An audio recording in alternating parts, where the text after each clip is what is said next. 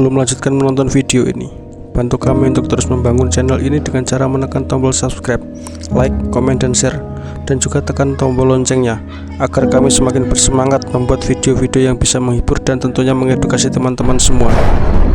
Gunakan headset untuk mendapatkan kualitas suara yang bagus. Selamat menonton. Karena kita itu butuh orang yang jelek kepada kita supaya kita itu bisa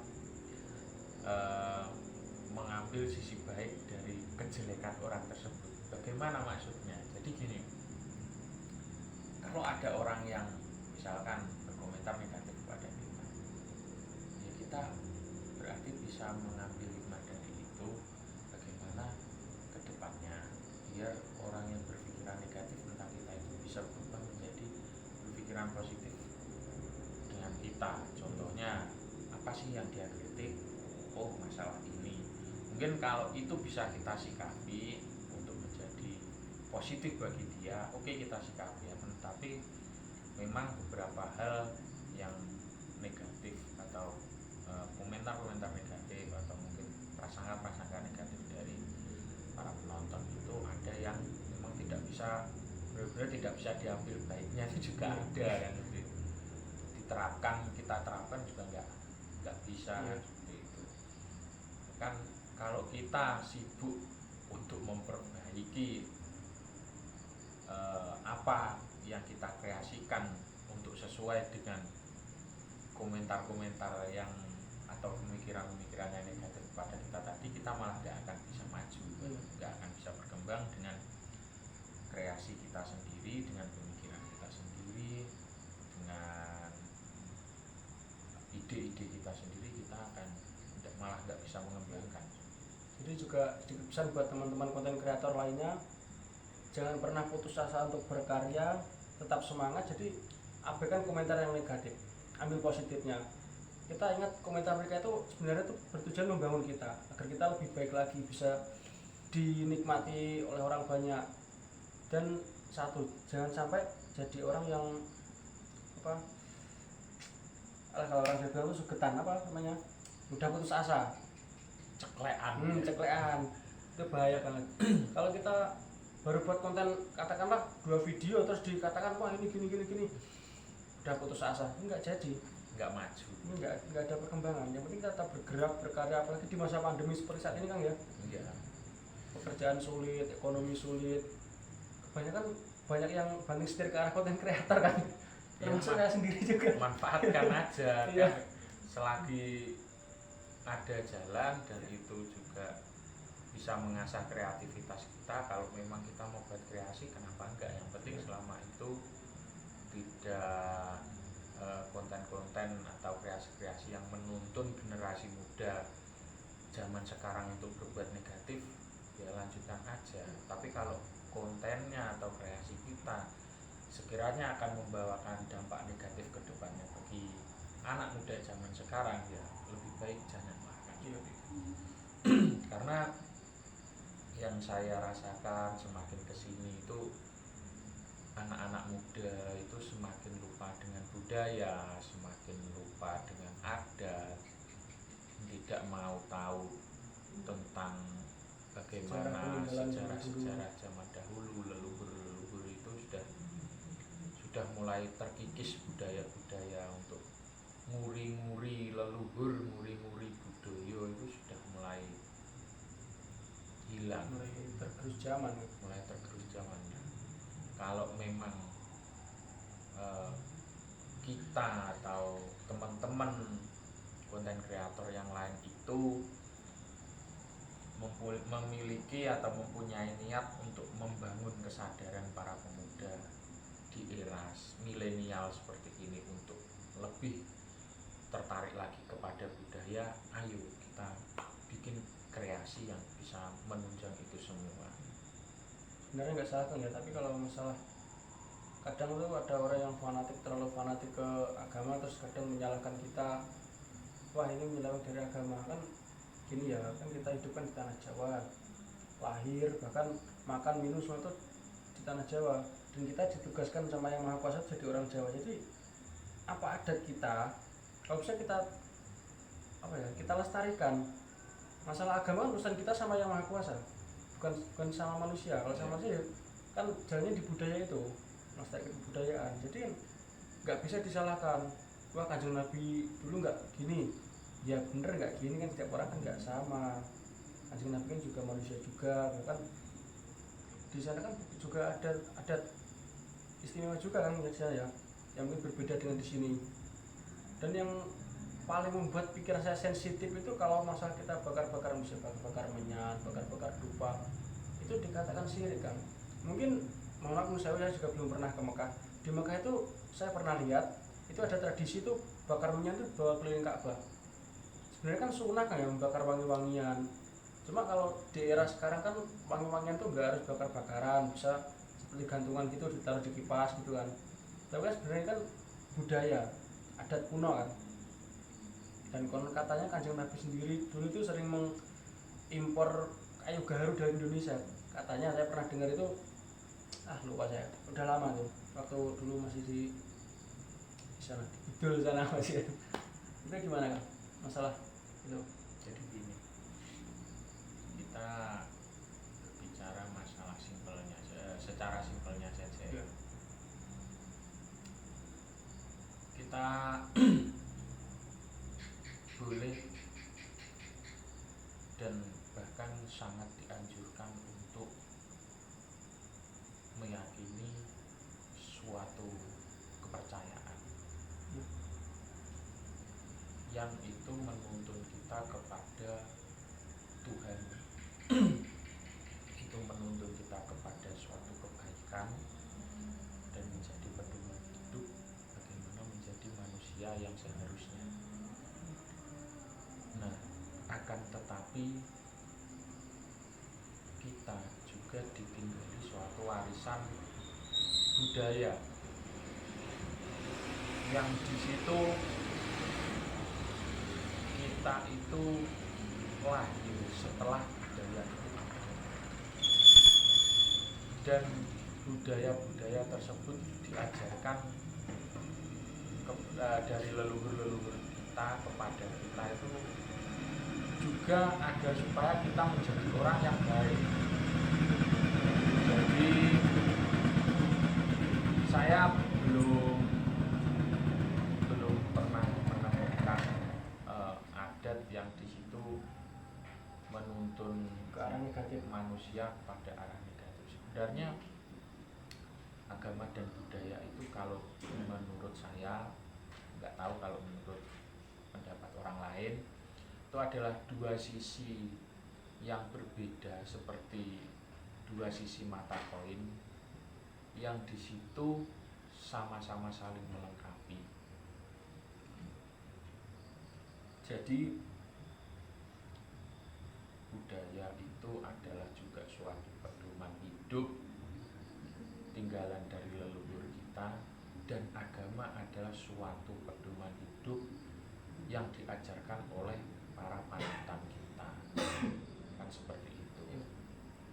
Kalau agama dan budaya dicampur adukkan, sebenarnya itu tidak akan ketemu. Akan tetapi budaya dan agama itu adalah sesuatu hal yang bisa berjalan bersamaan, Bersinergi bersama. Jadi seperti contohnya tadi yang Samban katakan, ketika kita membakar wewangian, itu ada yang bilang oh musyrik, oh itu tidak benar, oh itu di zaman dahulu tidak diajarkan. Oke, tidak apa-apa orang berpendapat seperti itu hak mereka. Kita tidak berhak untuk juga melarang mereka untuk bersepemikiran dengan kita, karena kalau kita melarang pemikiran mereka berarti kita juga sama saja. Ya, gitu. jadi kita radikal nanti. Jadi nggak apa-apa lah orang kalau mau bilang kita musyrik, toh kita yang menciptakan juga bukan mereka. Ya. Kita yang menciptakan Tuhan. Kalau kita dicap musyrik ya biarkan Tuhan yang mengecap. Ya. Kan seperti itu. Ya. Siapa yang tahu dalamnya hati manusia? Ya. Memang benar seperti tadi kalau di Mekah itu memang ada di sana itu namanya ukuk kalau nggak salah. Itu bukan bukan bukan kemenyan ya, kalau kalau kemenyan itu kan bahasanya sini. Iya. Itu lebih ke seperti getah gaharu yang atau dari kayu-kayu wangi, mungkin bisa cendana, mungkin gaharu. Kalau yang di sana favoritnya kayaknya gaharu kalau kebanyakan loh ya. Iya. Itu memang digunakan untuk wewangian karena dahulu apa yang diceritakan itu memang panutan kita Kanjeng Nabi itu suka dengan wangi gaharu dan suka dengan wangi-wangian dari minyak-minyak seperti kalau sekarang banyak ya misik, mungkin kasturi. Variannya banyak Nah, seperti bit unggul sekarang minyak tuh. kalau di sini kan bahasanya memang kemenyan. Iya. Tapi sebenarnya fungsinya sama kan, wangian juga ya.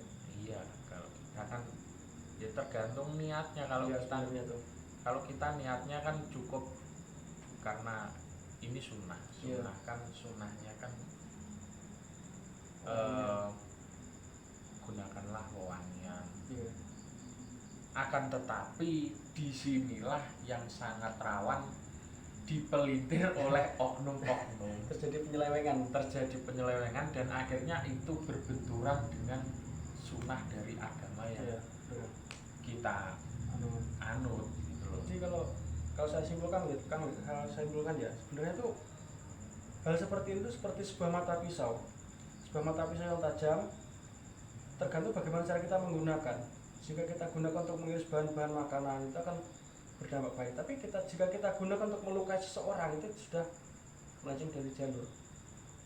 Jadi sebenarnya itu tergantung bagaimana niat kita. Jadi tidak bisa seperti kesyirikan itu tidak bisa disimpulkan dari perilaku kita. Soalnya semua itu letaknya di hati, yang tahu hanya kita dan Sang Pencipta. Jadi memang benar seperti itu, dan oke lah, nggak apa-apa kalau memang ada yang tetap berpikiran seperti itu, monggo. Itu kan hak asasi mereka kan ya. Ya, yang penting kita tidak melakukan hal seperti itu, meskipun pada kenyataannya memang ada orang-orang yang memelintir hal itu untuk menjadi Biasanya mohon maaf ya, untuk cari nomor, biasanya Nah, gitu. biasanya Banyak sekarang. ya seperti itu. Terus apalagi mungkin tukang-tukang apa ya, kalau kita itu di tanah Jawa, bahkan mungkin di Indonesia ini syarat akan yang namanya santet. Iya, santet. Mungkin seperti itu karena yang digunakan itu juga Medianya sama sebenarnya.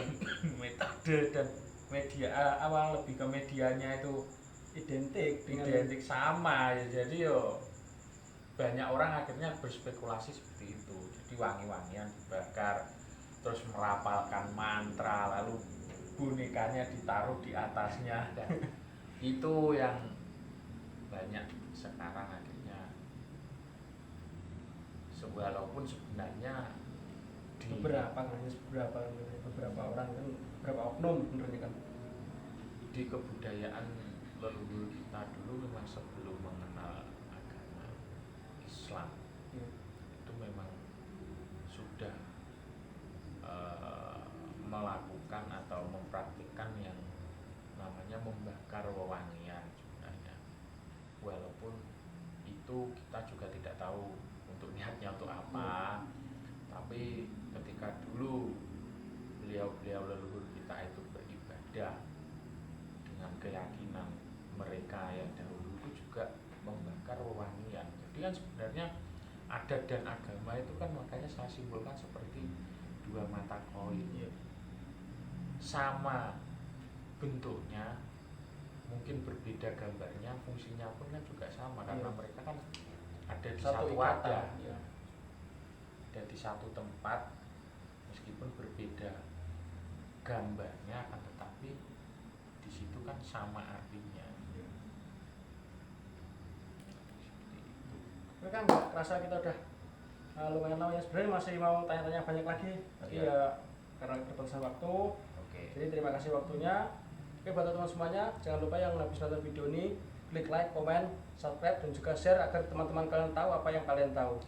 Dan juga mohon maaf apabila ada salah kata, salah tutur, salah pengucapan dari saya yang mungkin ada hal-hal sensitif yang dapat menyinggung teman-teman semuanya. Sekali lagi saya mohon maaf, bukan maksud saya untuk menyinggung atau berkata yang tidak baik. Jadi itu memang yang saya utarakan itu memang ya apa yang saya pikirkan. Tadi lah kan manusia kan ada yang baik ada yang buruk, jadi nggak selamanya manusia yang baik itu selalu benar dan nggak selamanya manusia yang buruk itu selalu melakukan keburukan. Pasti di setiap lingkaran hitam pasti ada satu titik putih, dan di setiap lembaran putih pasti ada satu titik hitam. Jadi pesan-pesannya monggo, belum kita tutup videonya. Aduh, udah mau ditutup. Gak apa-apa, buka dikit lagi. Ya, pesan-pesan saya sih cukup begini aja. Kita sebagai generasi muda, mari berkreasi dengan ide-ide kita, akan tetapi buatlah kreasi yang itu bijak, mendidik, dan juga bermanfaat. Apalagi kreasi yang dapat menarik minat pemuda-pemuda di era milenial seperti sekarang ini untuk lebih cinta kepada adat dan budaya yang ada di daerah mereka masing-masing, adat dan budaya yang berlaku di daerah mereka masing-masing, dan mau menerapkan itu tanpa mereka mendiskreditkan salah satu dari itu tadi, budaya atau agama itu tadi. Semua berjalan dengan baik, beriringan, dan juga jadilah pemuda yang baik. Itu saja. Oke, terima kasih semuanya. Saya akhiri videonya. Ihdinas siratal mustaqim. Wassalamualaikum warahmatullahi wabarakatuh. Saya Cokro semua dan Kang Ayub. oke, sampai jumpa di video selanjutnya.